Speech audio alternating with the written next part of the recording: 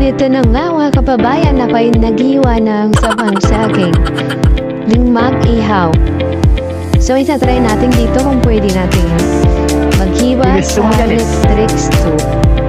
Ayan na nga, medyo hilaw pa yung saban, no? Pero mas masarap yung kaso. Kaya babalatan din hanggang sa natanggal ng kanyang mga hilaw na balat.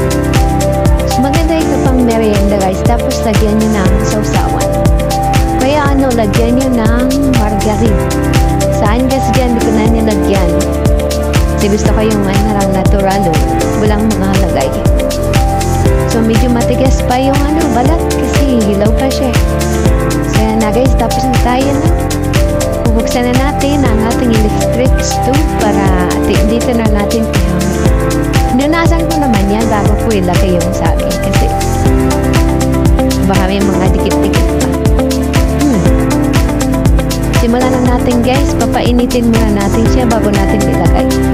So ayan lang, munti lang inano ko kasi gusto ko lang tikman kung masarap nga ba ang inihaw na saging kasi lagi ako nakakita doon sa palengke tuwing ako'y namamalengke na nakikita kong inihaw na saba.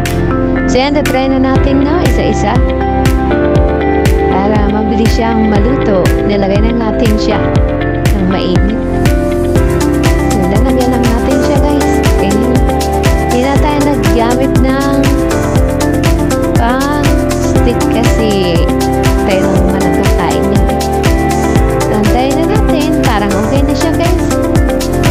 Hindi natin siya baliktarin.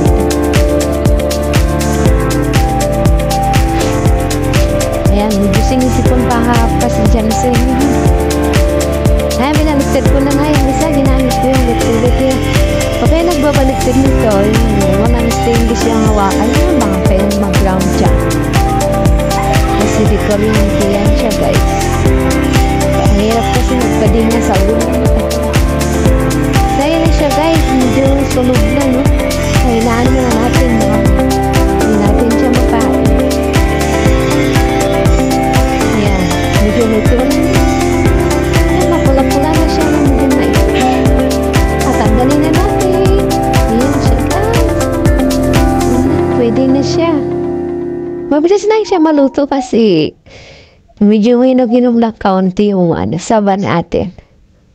Yan. Mausok pa siya guys. Grabe. Ang sarap niyan. Kasi masarap yan kung may margarine siyang lagay. Wala, hindi kalimutan ko bumili ng margarine. Kasi okay naman yan siya. Masarap. Matamis. Yan. Tanggalin na natin siya. Pero parang medyo sunog na.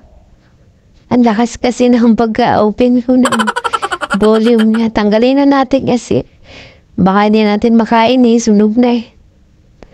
Ayan, tanggalin na natin siya guys.